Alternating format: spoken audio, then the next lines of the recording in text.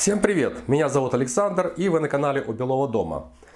В этом видео мы распакуем две посылки с тремя товарами. Один товар был приобретен в магазине Banggood.com и два товара на площадке eBay.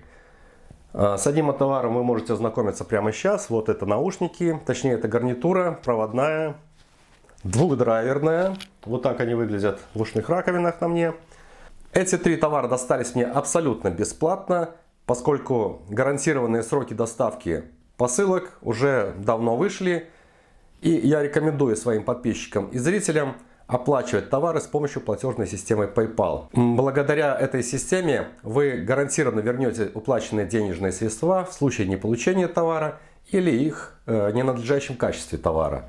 Ну а мы непосредственно перейдем к рабочему столу и приступим к распаковке. Поехали!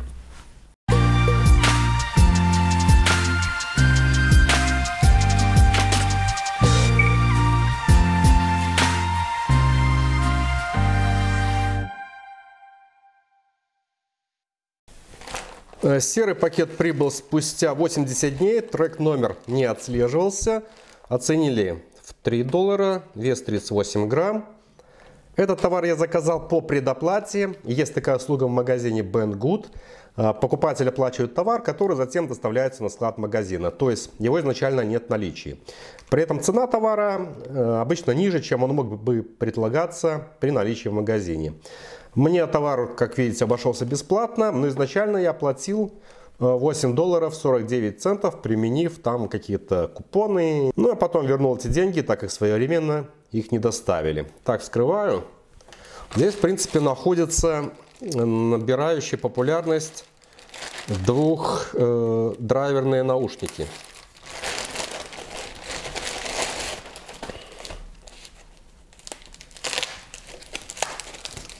Модель G2. И здесь вот кратенькие характеристики. Недавно видел их в предложках для обзора на сайте aliprice.com под другим брендом за $14.72. Но в Banggood они дешевле даже сейчас, чем в магазине Алиэкспресса. В данном случае здесь вот такая упаковка. Есть упаковка в пластиковом круглом таком боксике. В комплекте сами наушники, и я вижу три пары, две отдельно, один не надеты, разноразмерных амбушюр-затычек. Никакой отдельной инструкции нет, но в принципе все представлено вот здесь вот. То есть это изначально гарнитура, есть пульт управления и назначение кнопки, одна многофункциональная кнопка и встроенный микрофон. В прозрачном пластиковом корпусе каждого головного телефона установлено по два динамика диаметром по 6 мм. Какой при этом достигается результат звучания, я расскажу после прослушивания. Заявленный вес наушников 15 грамм, и внешние грани здесь металлические, вот такие вот вклейки. Кабель длиной 1,20 м, здесь на каком-то расстоянии сантиметров 25 имеется вот такой металлический, нет, пластиковый все-таки раздвоитель. И на одном из проводов установлен пульт. В режиме переговоров это кнопка ответа на вызов или отбой вызова однократным нажатием. В режиме прослушивания музыки однократное нажатие на кнопку переводит плеер в режим паузы или воспроизведения по следующем нажатии. Двукратное нажатие переключит на следующий трек. И трехкратное нажатие на кнопку переведет плеер на воспроизведение предыдущего трека. Для подключения к источнику фонограмм используется 3,5 мм стереоконнектор. Заявленный динамический диапазон наушников 110 дБ, диапазон частот от 20 до 24 тысяч Гц. Сопротивление левого и правого наушника по 8 Ом, то есть общее 16. Ну что же, теперь я предлагаю подключить наушники к источнику фонограмм и оценить их качество звучания. На самих наушниках есть отметка правый и левый, и к тому же именно на правом наушнике расположен вот этот импровизированный пульт с одной многофункциональной кнопкой. Наушники в ушной раковине крепятся очень надежно и комфортно. Так, теперь воспроизведение включаю. И сразу отмечаю очень качественное звучание, очень сбалансированное звучание. Очень мощные низкие частоты, практически на одном уровне средние. И на том же уровне высокие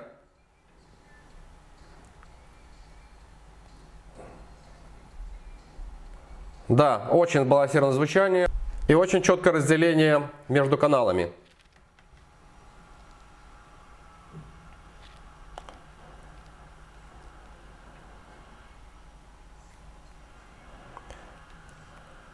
Если только на самой высокой громкости, наверное, какое-то смешение происходит каналов.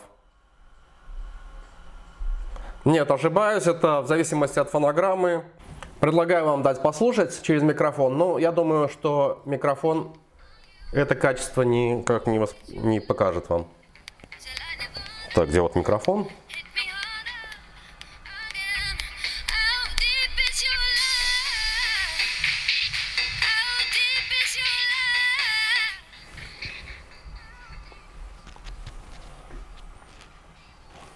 Ну, как-то так. Осталось оценить качество встроенного в пульт микрофона, поэтому наберем сейчас товарища, и чтобы он свое мнение высказал по поводу качества самой гарнитуры. Один телефончик я поднесу к микрофону, чтобы вы слышали.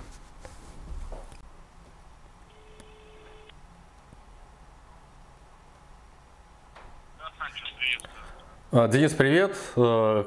Короче, я тестирую гарнитуру, ну, такую проводную, наушники. И хотел бы узнать, как ты меня слышишь. Раз, два, три, четыре, раз, два, да. Как ты меня качественно слышишь, некачественно? Знаешь, чувствуется вот чуть-чуть, что как бы не микрофон, а так нормально. Отлично, ну, только что небольшой эхо, да?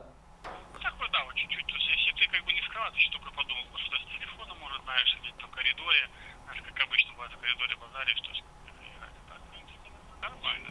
Хорошо тогда, спасибо. Вот, ты ответил. Ну, я тебе поточно, на работе работу мы полялякаем. Все добренько, договорились. Хорошо, пока.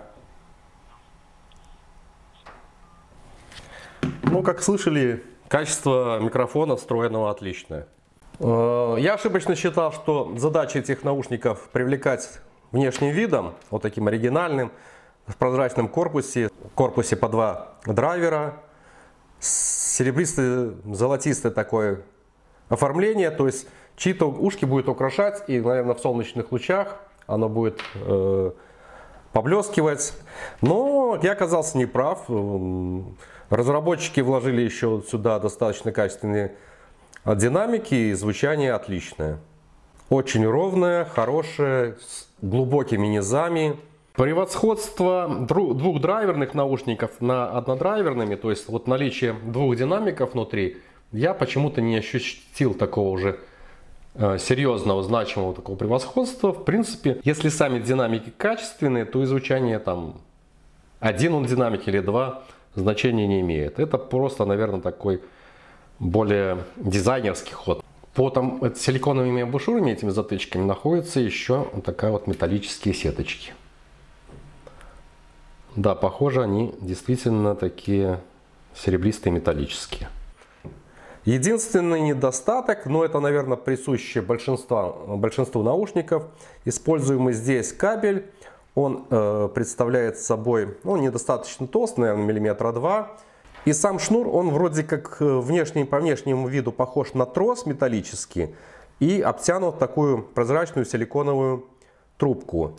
И за счет вот этого силикона, поскольку он не скользящий, как вот обычный шнурок матерчатый, вот силикон, он очень туго как бы цепляется друг за друга и плохо распутывается. Ну и, конечно, отсутствует какой-нибудь бокс или мешочек для их хранения или переноски. Но очень низкая цена и очень привлекательная цена. Поэтому эти наушники, я считаю, достойны своего покупателя. Таким образом, это довольно качественно изготовленный, привлекательный дизайн, отличное звучание, даже не хорошее, отличное звучание гарнитуры, которую я рекомендую приобрести, ну, взамен оригинальной, которая пришла в негодность. Вот эта гарнитура как раз будет кстати. Мои подписчики, кто внимательно смотрит за видео на моем канале, не так давно, когда еще было значительно теплее на улице, уже знаю, что я заказывал товарищу велосипедный электрический звонок. Так вот, та посылка очень долго шла, и я не дождался, приобрел еще один, но уже на eBay. Эта посылка добиралась до Беларуси 66 дней.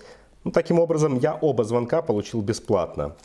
Спасибо продавцам, которые очень долго, или, наверное, почтовым службам, которые очень долго доставляют пакеты то ли из Китая, то ли вот как здесь из Нидерландов в Беларусь. Так, и у этого же продавца я, кроме электрического звонка, еще приобрел такую многоразовую бутылочную винную пробку. Трек номер здесь также не отслеживался, он просто тут набор цифр. Оценили пакет в $3. Вес каждого из товара по 47 грамм, того 94 грамма. Так, тоже вскроем и посмотрим.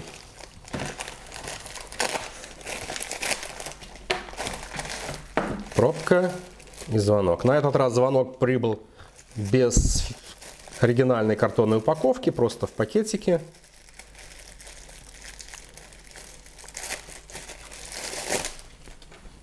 Но внешне он аналогичный, и это в моей практике, наверное, уже третий звонок такого типа. Я же только проверю его работоспособность. Так, для питания потребуется две батареечки или аккумулятора типа 3А. Здесь вот батарейный отсек, необходима отверточка крестообразная, очень тоненькая, чтобы открыть крышку. Так, необходимо чем-то острым подцепить ее.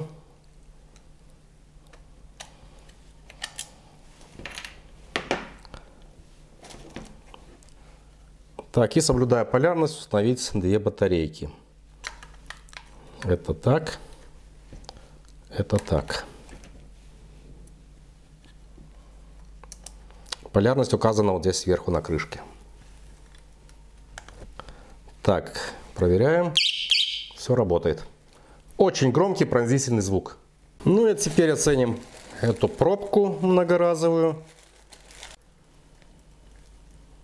Ну вот все, что блестящее, это металлическое, все, что черное, это пластиковое. То есть здесь вот имеется такой рычаг, и здесь какой-то резиновый уплотнитель, который сжимается при закрывании. Ну, проверим, как работает эта пробка. Просто одеваю на горлышко и нажимаю на рычаг. Ну, а теперь я попробую ее снять просто рукой, и она легко снимается. То есть не очень плотно закупоривается. Ту же функцию выполняет и родная пробка. Короче, я не в восторге от этой металлической пробки, хотя она, конечно, красивая, симпатичная такая, вот как стаканчик из нержавейки. Имеет какой-то вес, но не тяжелая. Короче, если кто-то не любитель опустошать винные бутылки залпом за раз, можете приобрести такую пробочку и таким образом хранить оставшееся вино. Ссылки на все сегодняшние товары ищите в описании под этим видеороликом.